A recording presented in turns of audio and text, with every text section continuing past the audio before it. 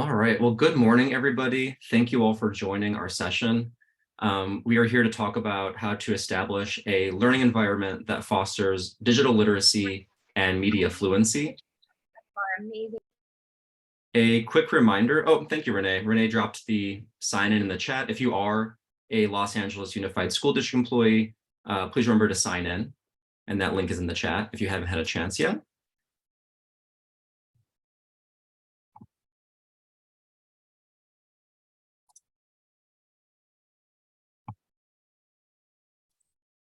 All right, and then also just a few reminders for some virtual meeting tips.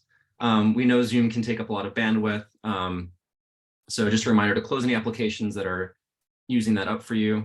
And since we can't troubleshoot, we recommend if you do experience any issues, just logging off and trying to rejoin. And it is a meeting, not a webinar, so you have the power to mute and unmute because we do want to hear your voice in our session today.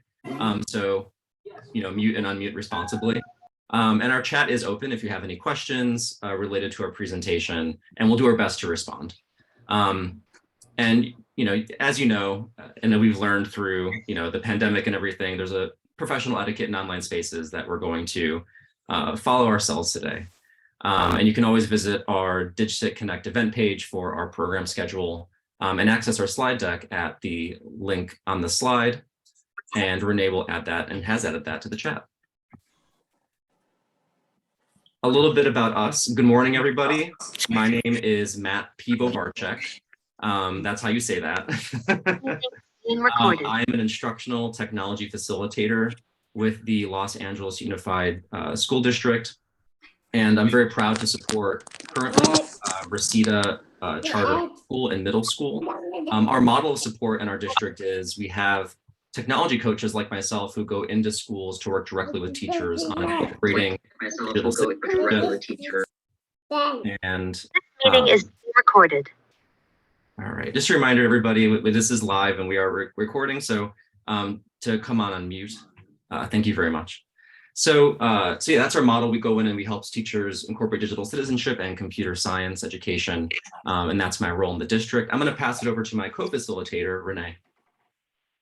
Morning, everybody. My name is Renee Sanchez. I'm currently with an instructional leadership support specialist with ITI. And so I support directly under our coordinator, Dominic Kagiwa, and I'm mostly in charge of content development for the district. And I'll hand it back to Matt. I'm going to be the coordinator. All right, and here's our agenda for today. We're going to do a quick inclusion activity, and then we're going to dive into the ISTE Digital Citizen Standard and really a discussion around what digital literacy and media fluency are, and then get hands-on with that by both creating our own fake news and also practicing how we can identify real news from fake news and supporting students with that as well. And then we'll close out with a reflection and evaluation. We, as always, recommend folks make your mark when we're participating in our professional learning. So we encourage you to be bold, leverage this opportunity with all these amazing educators from all over the country to expand your network, be active, participate in the conversation, respond to and build on the ideas of others. We're going to have a breakout session today. That'd be a great chance to talk to some folks about media fluency and digital literacy, and be collaborative. So we are all on Twitter, and we would love to see what you're all thinking and feeling from today's sessions by collaborating with us. You can use the hashtag empowered by ITI. Of course, also hashtag DigCit Connect, and be sure to tag us so that we can see your tweets. So here are some of those hashtags that you can use to be visible, and some handles there. Again, I want to highlight the hashtag DigCit Connect especially. And just a reminder, as we engage today, to be present and engage. We do encourage you to have your cameras on at all times if you feel comfortable with that, and especially to actively participate in conversations during breakout groups. Our parking lot today is the Zoom chat, so if you have any questions, we'll do our best to get to them there. And we really like to have a safe and honest place to share and learn together, and we hope you have fun today at our session. All of our sessions that ITI brings, whether it's here at DigCit Connect or to our teachers, follows a triple track agenda. And we're really looking at the first track of being your own learning, thinking about how can the strategies that we use today help you in your learning. Think about the other adult learners that you support or work with, thinking about how the strategies could help them. And of course, most importantly, our student learning. How can the strategies that we use today support student learning in the classroom? So here are our objectives for our session. I'm going to invite any participants who are feeling bold to read that first objective. Does anyone want to come on mic and read that first bullet point? Awesome, thank you. Nicholas. Participants will explore how educators can establish a learning culture that promotes curiosity and critical examination of online resources. Excellent, thank you so much. So that is our first objective, really diving into creating that learning culture that can encourage that curiosity and really thinking about the critical examination of media. This meeting is being recorded. And that second objective, who would like to read that one? How do we put some of these systems in place to really create better environments for our students to be? All right, and then Anil?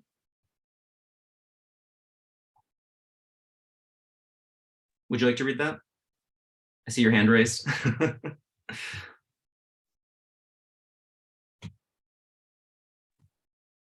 Is it Anil? Anil, I'm not sure if I'm saying your first name right. Or whoever would like to come in and read. I'll read it.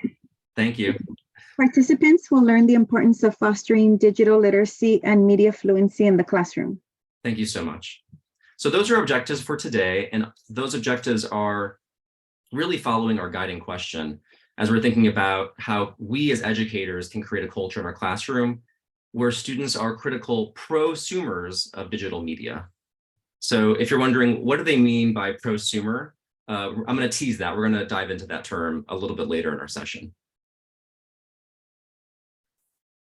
All right, so before we go into what media fluency and digital literacy are and how we can foster that in our classrooms, we want to start off with establishing a little bit of how we use devices, apps, and screen time currently in 2022. So I'm going to drop a link to a screen time poll in the chat.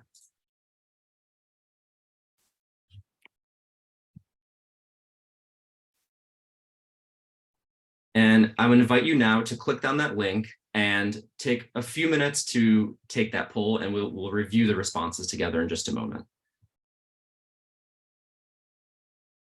So we're going to test how much you know about how much certain apps are used in screen time currently in 2022.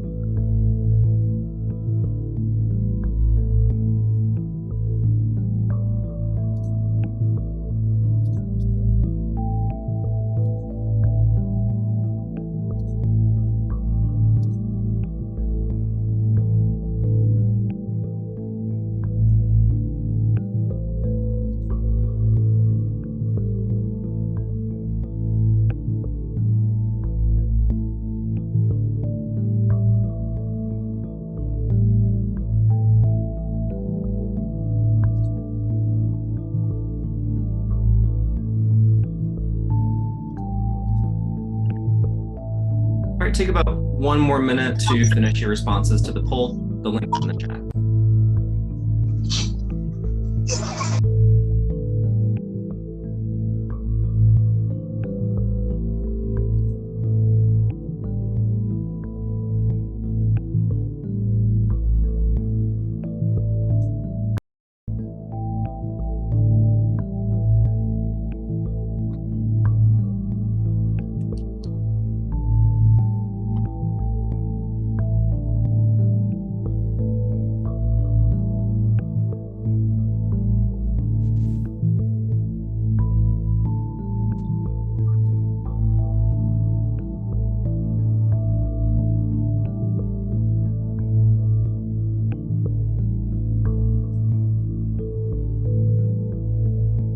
30 more seconds to finish.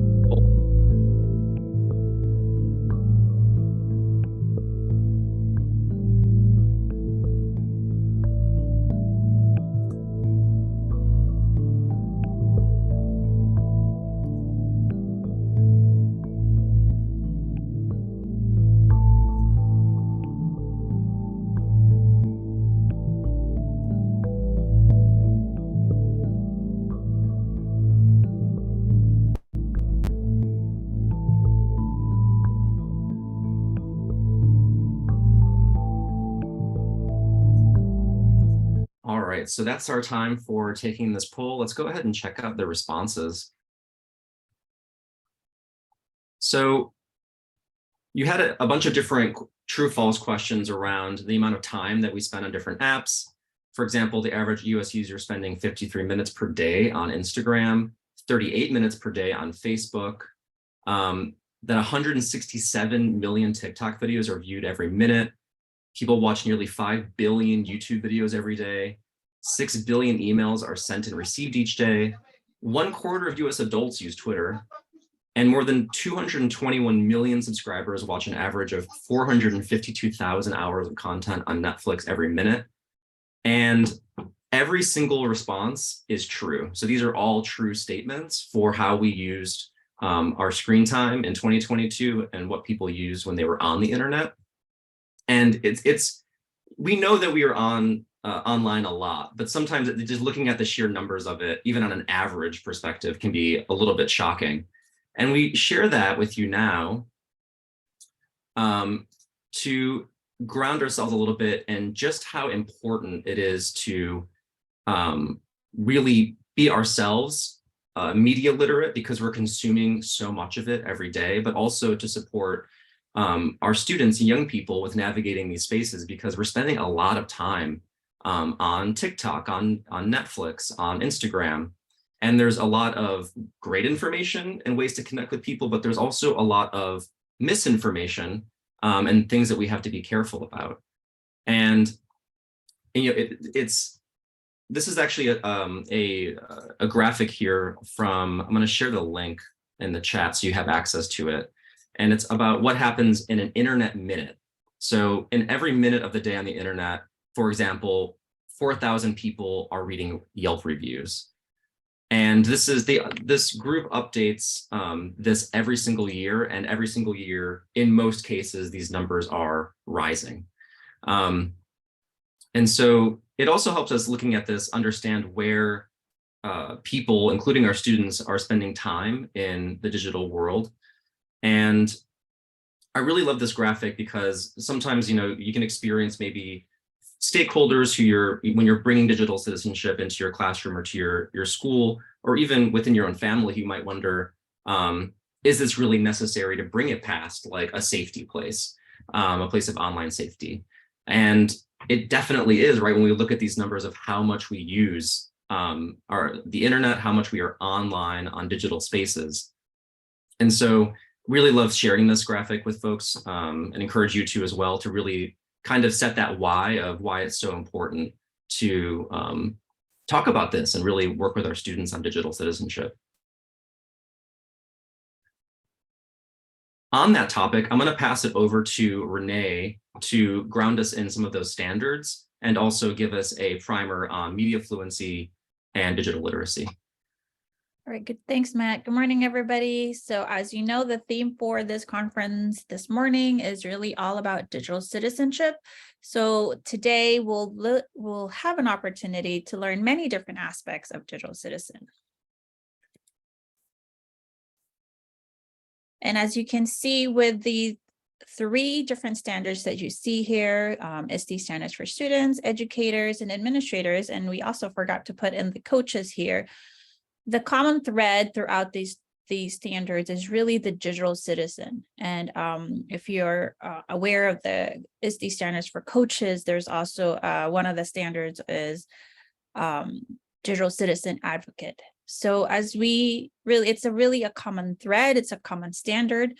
And so as we interact with technology on a daily basis, and as you can see from Matt's activity, we really spend a lot of time in the digital world. So we all need to understand how to best use technology as we participate in the digital world. And so you may notice, oops, sorry. This is to help us better understand digital citizenship. We the authors have of Gerald Bailey and Mike Ribble have identified and categorized 9 key elements that help define how to best use technology. So I'll give you a moment to kind of read through those 9 elements.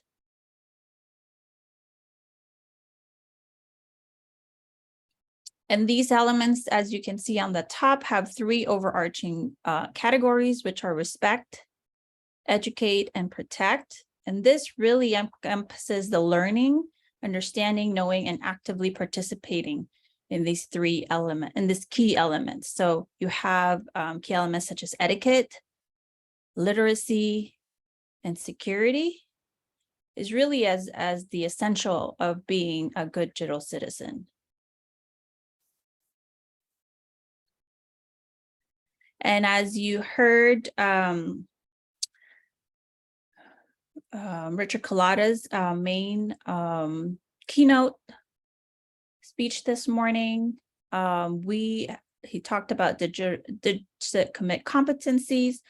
And so we'd like to, I won't go through all of them, but we'd like to show you a short video in case you're not aware of what the DigCit competencies are. Isn't just a set of don'ts. It's time to redefine the playbook and commit to a new definition of what being a digital citizen means. Today's digital citizens are inclusive and open to hearing and representing multiple viewpoints. They are informed, evaluating the accuracy and validity of digital media and social posts. Engaged, using technology and digital channels to be a force for good. Balanced, prioritizing time and activities online and off. And alert, being safe, and creating safe spaces for others online. Join the movement today at digcitcommit.org. And so we just wanted to give you that kind of overview of what DigCit competencies are. And as for our session today with Matt, we are going to focus on the informed.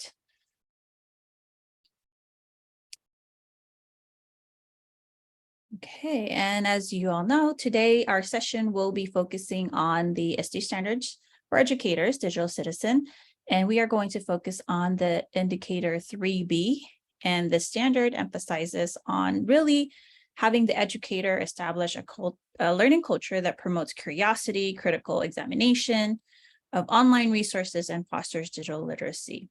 And so we'll just give you a few moments to go through and give you time to dig deep into the ISTE standards for educators and the citizen standards, so you can all see the indicators. And Matt, are you able to drop in that link? There you go. And you can also see it on the screen.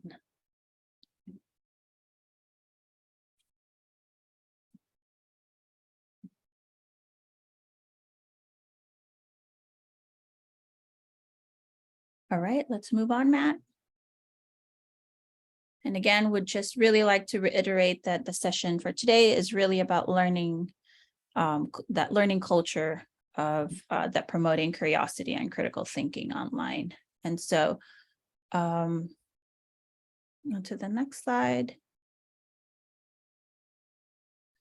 So as educators and even as parents, we really strive to establish that culture as mentioned in the standard. And so we want to promote learner agency and encourage students to not just be consumers, but really producers of digital artifacts. That word prosumers that Matt has mentioned earlier. And because we want students to contribute and participate responsibly in the digital world. And in order to do that, we all need to foster digital literacy and media fluency within the established culture of becoming, that becomes essential to digital citizen. And so ultimately, this means teaching and modeling for our students how to critically examine online resources, and ultimately foster digital literacy and media fluency for all of our students. So what does that mean? What does digital literacy mean? And it's as you can see, I'll give you a moment to read the definition of digital literacy. It's on the right side of the screen.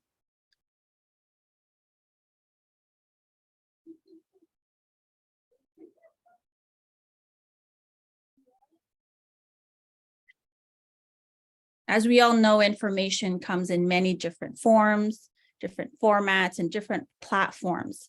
And so today, students need to be able to practice how to analyze, evaluate, interpret, and communicate information that is in the digital world in real time. I know a lot of at least I see a lot of information coming in through Facebook, to TikTok, and through Instagram. And so how can our students really analyze those type of information and be able to critically think, is this information accurate? So these are skills that will take time, similar to the way students today learn how to read. In order to learn how to read, right, students need to be able to send out letters, put out the sounds of letters together to create the words, and lastly, learn how to make complete sentences. And we all know that takes a great deal amount of time. So similarly, this is the same approach with digital literacy. We need to provide students with the foundational knowledge and practice on how to be digitally literate. And so with that, here comes the word prosumers. So we're going to watch this short video. It's about, I believe, 3 minutes. And so how can we foster a learning community of prosumers? Communication has changed. We've moved beyond communicating with just text or speech. We live in an interactive visual world and have become prosumers, simultaneous producers as well as consumers of content. Media fluency has two corresponding components, the two L's, one for media consumption, the other for media production. The first is to listen, but this isn't about passive listening. It's about critically listening to any media input, from text or speech to multisensory communications. We need to separate the message from the medium. When all the distractions are taken away, what is really being said? Verbalizing the true message and then verifying if this message is fact or opinion. The medium is the wrapper in which the message is delivered. And there are three elements to consider. The first is form, which is about the principles of design, such as the use of color, unity, negative space, and so on. Secondly is the flow. A story has a flow, a climax and a denouement. Movies have a flow, but so do static images, great paintings, advertising, and even packaging. And if the flow is good, the message is dramatically enhanced. The last aspect is alignment. There must always be alignment between the medium, the message, and the intended audience. The production component of media fluency is leverage. To be effective communicators, we must be able to identify and leverage the most appropriate media. Again, we start with the message and consider the content of the message and the desired outcome. It's essential to know both because the same message can be communicated in very different ways and result in very different outcomes.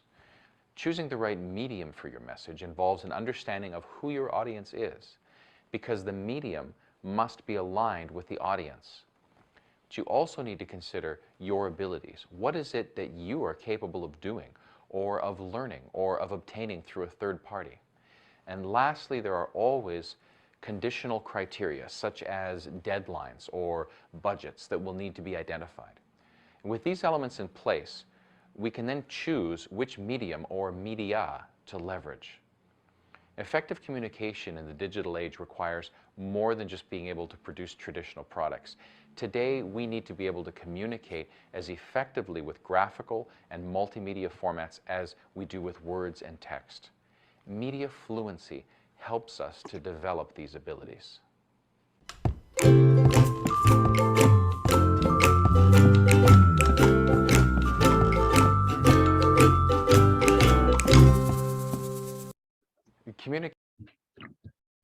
right, as the video stated, really media fluency is interpreting and leveraging messages you and your students experience online on a daily basis. And so how we communicate, how we connect with the information being presented to us has changed. And so we really need to apply that critical thinking to the validity of the information that is presented to us. So as you watch that video, and now you can have a little bit of time to process, if you'd like to share, how can we foster learning community of prosumers in the chat, or if you'd like to unmute, we invite you to share those thoughts.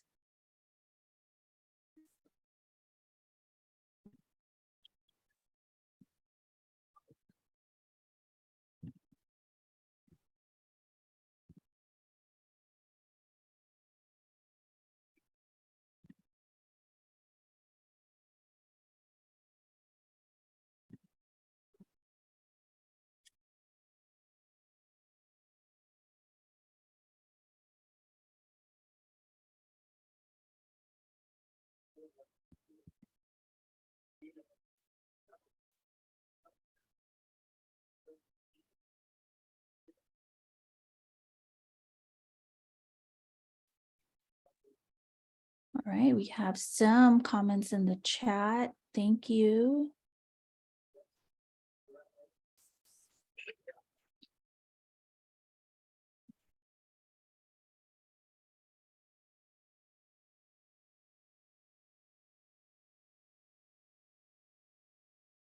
Yes, I watched YouTube for new knowledge as well. Same here. I know sometimes, oh, Ruben, go ahead. I invite you to talk. Hello, good morning, everyone. I don't know if you can hear me. Yes, we can hear you. Yes? Okay. I think the video actually resonates a lot with a conviction that I've been developing throughout the years that in the schools, when we are focused on media or writing or speech, especially in the English classes, we actually need to develop also the skills of the students as communicators and producers using image, media. Me personally, I'm a music teacher, so I try actually to incorporate also how you are leveraging like the music and the sounds in the communication. And I don't know how pervasive this is right now in the faculties, you know. The fact that if we want our students to become like effective communicators is not only about mastering speech in the written and oral form, but also somehow when we are designing the offerings that we do at our schools, we need to incorporate things like as photography, media editing, and not only as isolated things, but also associating it with English class, associating it actually with the traditional classes that we use for communication. My question for me or for administrators is how can we make that possible? How can we make those interconnections between the traditional communication skills that we instill to our students and the new media that somehow is in their lives already, but we don't prepare them and we haven't found a way of integrating it yet in the classroom and in the schools. Thank you.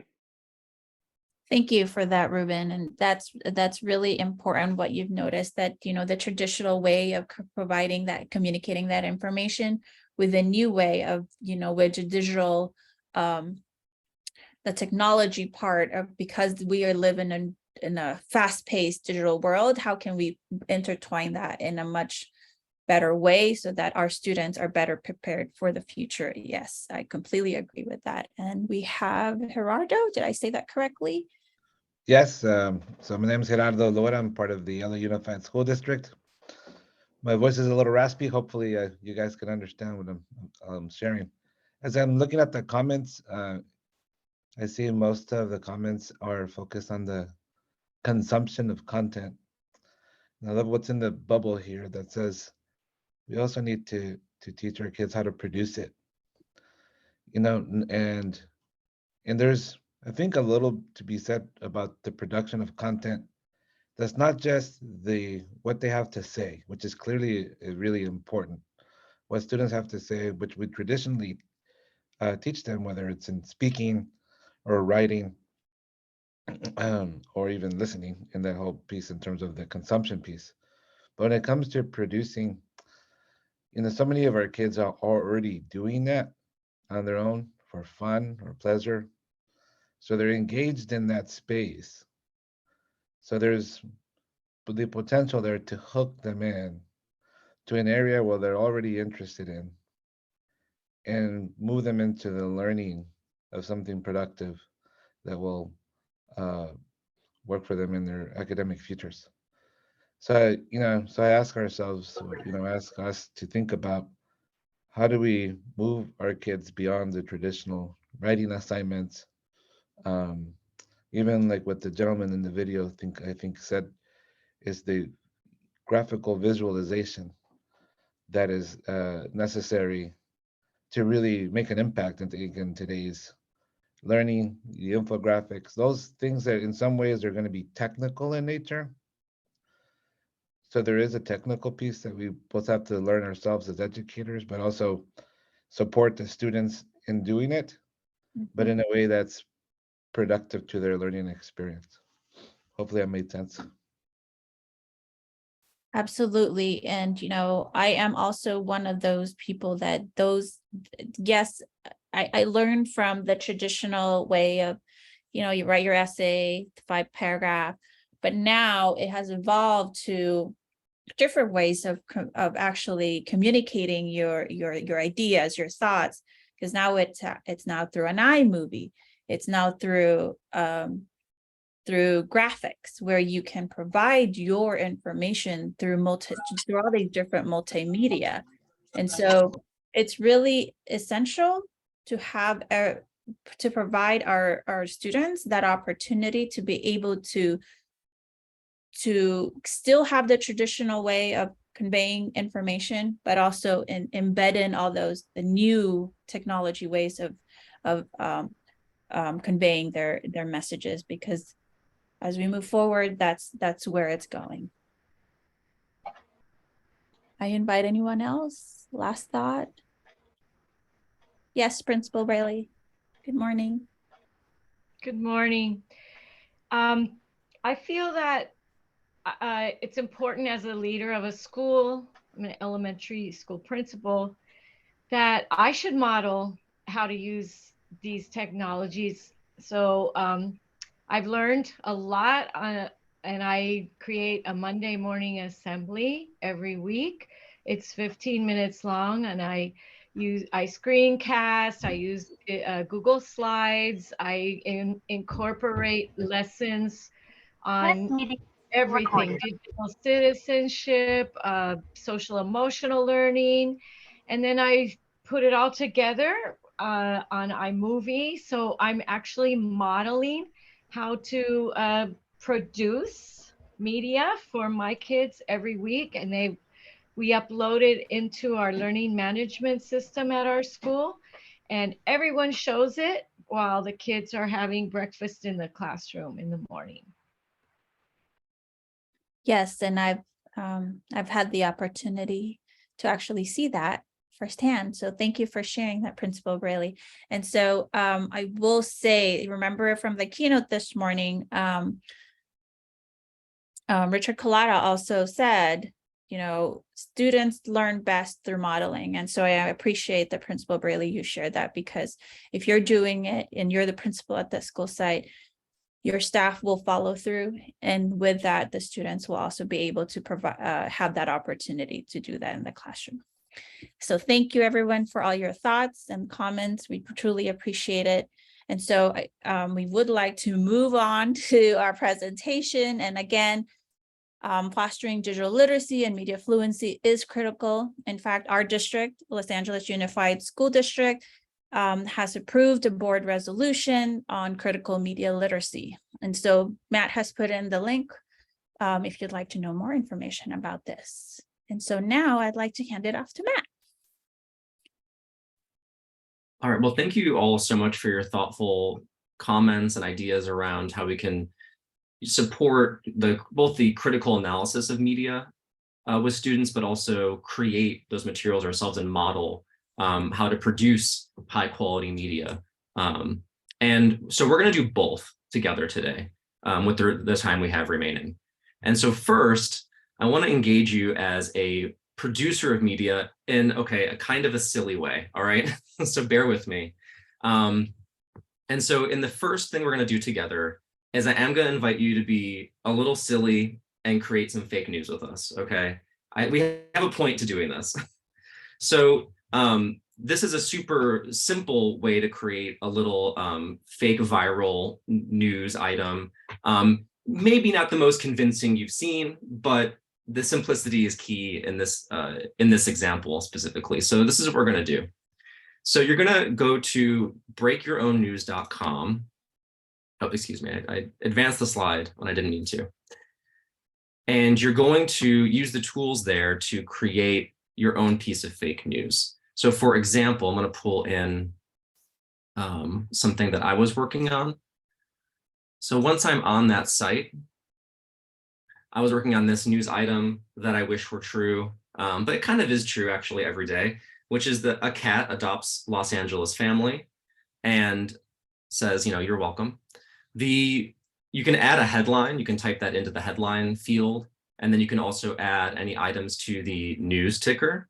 And then you just choose an image that you've downloaded, and that becomes the image for your news item. It's that simple. And then you're going to go ahead and press that download button to get that image that you created for your breaking news. And then, most importantly, you're going to share it with us. So this is how you're going to do that. You're going to post it in our presentation, and it looks like this. So here are some examples. A raccoon driving a Tesla to school. These are made by, we've done this activity before with some of our teachers in LA Unified, and these are some of the things that they've created. LA River water voted tastiest. I love this image. A unicorn giving free cash. And this one I really wish was true. Teachers receive a 60% raise. And so what you're going to do is when you have your breaking news item, you're going to, again, download that and then upload it to any available slide. Please add your name and then just post your image into the Google slide. And you can do that by dragging it in, or you can go to insert image and then upload from your computer. All right.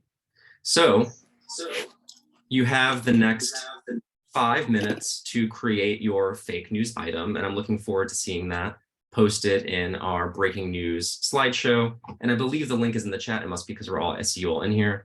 All right, so this time is yours. I can't wait to see what news we wish were true.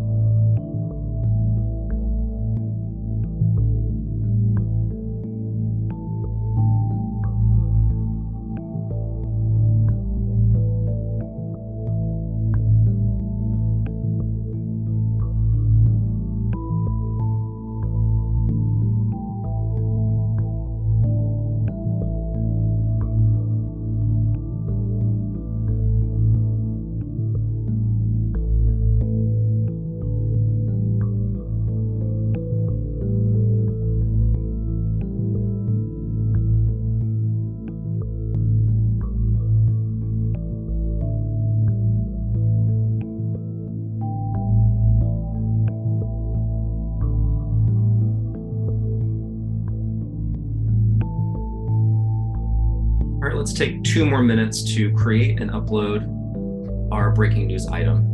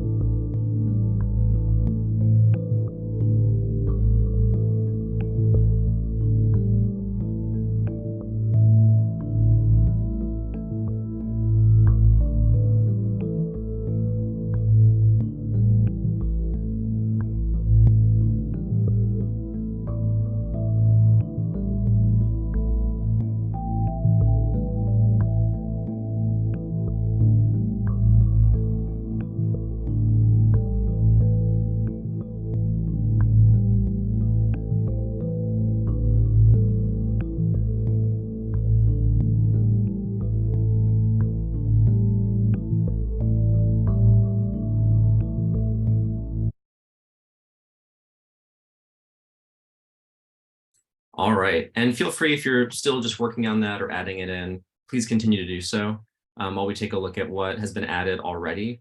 Thank you all for your additions here. I'm seeing some wonderful news that I wish were true, and I want to live in some of these realities, especially the one where we have that 2-day work week. That sounds fantastic. So why would we engage in this activity? It's like, is this a positive example of interacting in digital space? Well, the reason we would is there's a couple of reasons why this is one activity you might consider working with students as you broach the topic of media fluency. The first is thinking about the ease with which false information can be created, right? Again, this was a really simple site that does like a very basic, news, like a screenshot from a news report. It does have that watermark of the website that would help them know that this was fake. And that might be something you can talk to, as well as starting the conversation around what features of media let you know if it's accurate or not. If I see like a watermark like that, I know that it's probably not correct. But we also know that there are more convincing aspects or convincing examples of misleading media out there on the web. So that's one reason. Another reason too is to practice that skill in a scaffolded way of creating media ourselves and really thinking through the ethics and responsibility of doing that positively and accurately. Because even though we wish some of these things were true, how heartbreaking would it be if you saw this news item and you believed it was true and then you found out it wasn't, right? So some of these things, right, you could be very disappointed. So it also can be used to discuss the impact of what are the impacts of fake news on how we feel and in the things that we interact with in the world. So just a very basic activity that can be used to introduce this topic to young people. Thank you all for adding your fake news stories. They are fantastic. I really love these. These are great. And take a moment yourself when you have a moment to check out some of these examples. They're fantastic. All right. So we also want to just dive into a quick resource here. Some of you have maybe used this in elementary grades, if that's the space you work in. But this is a great example from CBC about how to learn about what is fake news. And we're going to use this information and apply it in the next activity. So, so listen closely to how you can identify if an item might be fake or real.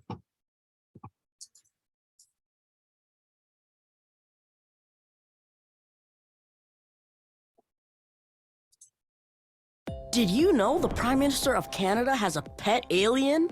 I read it online, and I even saw a photo. A photo! It must be true, right? Wrong. Turns out, sometimes the news you find on the internet isn't real. It's what we call fake news. Sometimes the story starts as a joke, and then somebody takes it seriously, and it spreads. But why would anybody waste their time inventing a fake news story? It's clickbait. The more people click on an interesting sounding story, the more people will see the ads on that webpage. And that equals money. And sometimes people just want to spread their own ideas or beliefs without backing them up with any facts at all. Vote for me and I'll turn all rivers into ice cream by 2020. That's a promise. You mean that's not true? I read that one online like a week ago. Aw, I love ice cream. So, how can you tell if a news story is fake? I know this one. Watch out for no eyewitnesses or quotes and phony experts in a story. Pictures that might have been photoshopped. Headlines written in capital letters with lots of exclamation points. Yep, that's right. Those things are all good indicators that the story you're reading is fake. Here's a few more. Lots of pop-ups and banner ads. Lots of broken links. No author's name and incomplete information in the About Us section of the website. Also, check the date the story was written. Is this just an old story that's been recycled? Are any other major websites reporting the same thing? If not, the story probably isn't real. And check the website address. Fake URLs usually try to copy real websites, often by adding unnecessary words and domains. A basic rule of thumb: if you aren't sure that a story is real, don't share it. Hey, look! The banana company is giving away free bee phones. All I have to do is share this article with 500 of my friends, and I can get a free... Oh, right. Fake news.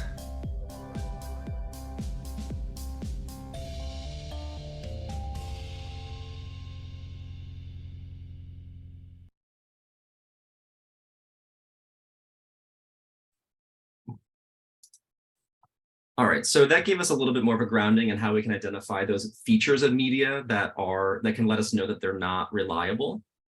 And then Renee can add the URL to that video in the chat. So following that up, normally we like to do this, I'm just being mindful of the time, we like to do this in breakout groups. We wish you could put you all together and really critically analyze some media with us. But for time's sake, we're gonna just do a couple together as a whole group. And I'm going to share this slide deck with you so that you can use it yourself. So here this is the activity.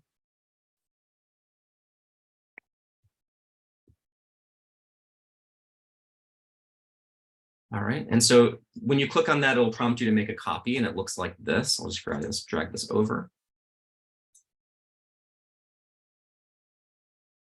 All right, so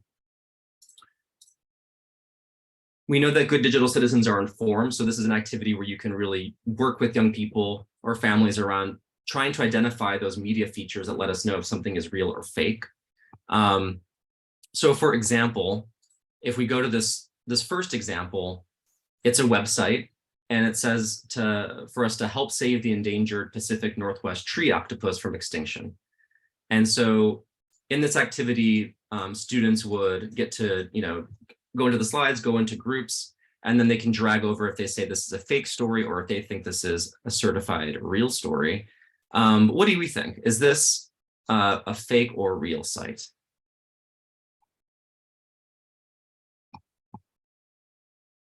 You can drop in the chat. Yeah, it's definitely fake, right? It's very fun.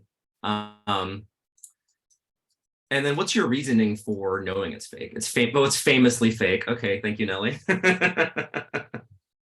So it's famous for being fake. So that's one way that we know. So we're using our prior knowledge of media to know that.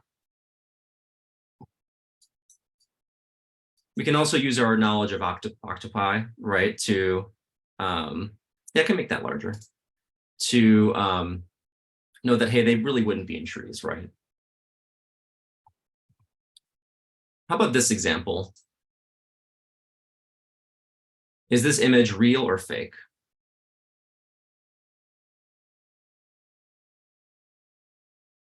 What do you think? And why would you think it's real or fake? It's real. So one aside from like kind of identifying, hey, I know what a dandelion looks like. I think if I saw in a large photo, that's what I would expect it to look like. It's just zoomed in, absolutely.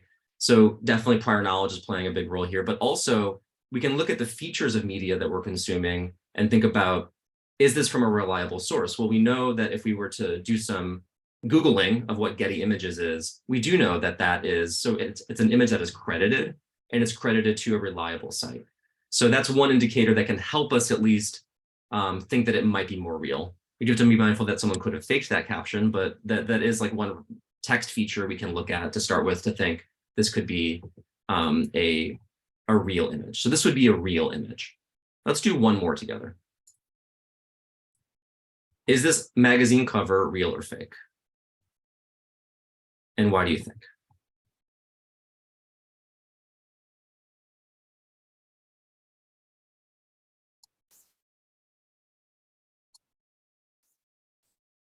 All right, we have one vote for fake. Go ahead and drop in the chat what you think. Why do we think it's fake? We know the magazine is real. The headlines look pretty convincing. The picture's grainy. Okay, maybe. The dates don't add up. I love how you're using all of your sleuthing skills for media, like, is the font right? So this is actually a real cover of National Geographic. That is real, but the image they used is fake. And so the photographer was furious when they saw this image that they took being used on the site or on this cover, because what they did was they used image editing to put those pyramids closer together. And so they seem super close, but they're really quite far apart. And if you see the unedited image, that's clear. So even in reliable, print sources, there can be media editing. Image editing, excuse me. And so this is an image we can use to talk about how people edit images to, even if it's a small way, right? And we see this happening a lot in print media where people themselves are edited to appear a certain way, right? So that's one example of a true item, but it's the actual image on it is fake. All right, so that's one activity we wanted to leave you with in terms of looking through media and to build a conversation around whether something is real or fake. We have a few more resources we'd like to share with you, and to do that, I'm going to pass it over to Renee.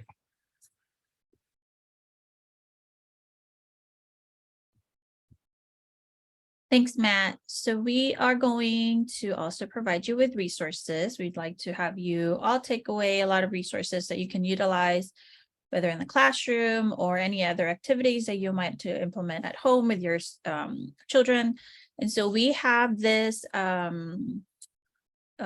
lessons you can be utilized through Nearpod, or there's also a ready to use Google Slides. It's the link will be placed in the chat. Yes, all these resources are clickable in the slide deck that we provided you at the beginning of the session. And so the link in the chat, once you go to that link, you'll have to look under DigCit lessons for teachers by teachers. And so you have all these access to Nearpod lessons as well for secondary, and then for primary, it's a slide deck that you can readily use with your students. On to the next slide. This is a resource on critical media resources, exploring this topic and guide to educators to implement critical media literacy as a checklist and how to evaluate online content. The answer key is actually, if you're referring to the activity from that Matt that just did, the answer key is towards the very end of that slide deck, and there's a link on there.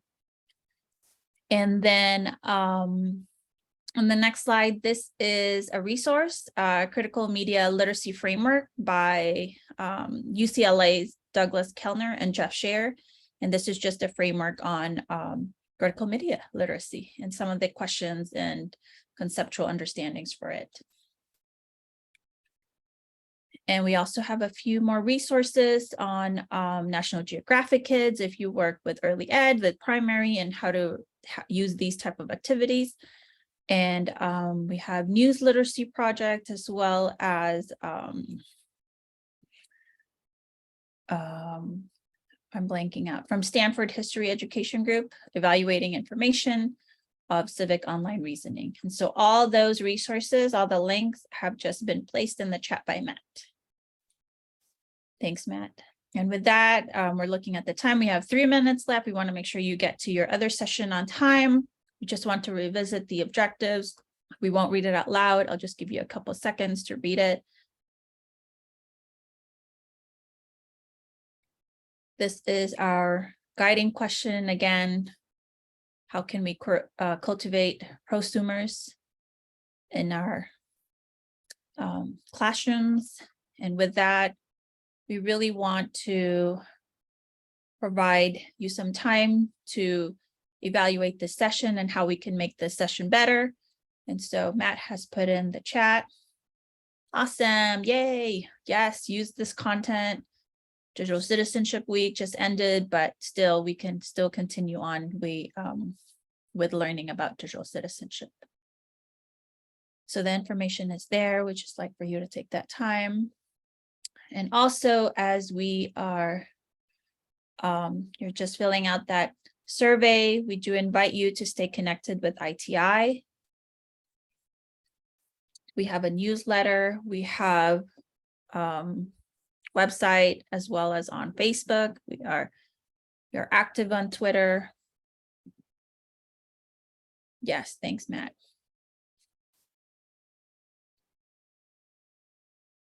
And I know you're still filling out that evaluation. And the last thing we'll ask for you to do is to share your learnings out on the Twitter world and the digital world.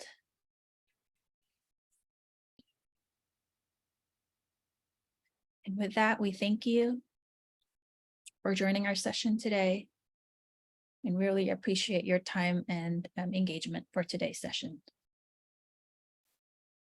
Yes, that's correct. And we'll desegregate the data based on the presenters. Yes. So thank you all for joining us. We really appreciate you spending your time with us this morning. Again, if you have the time, please fill out the evaluation. It does just say DigCit Connect. And then when you put our names in it as the presenters, that's how they'll differentiate that data.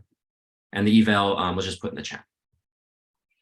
As well as, I know there's so many links, we're bombarding you. Highly recommend, checking out that slide deck. It has everything in it. And I'll put that in one more time.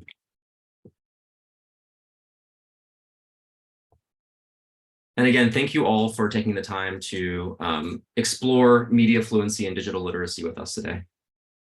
Loved your creations as prosumers.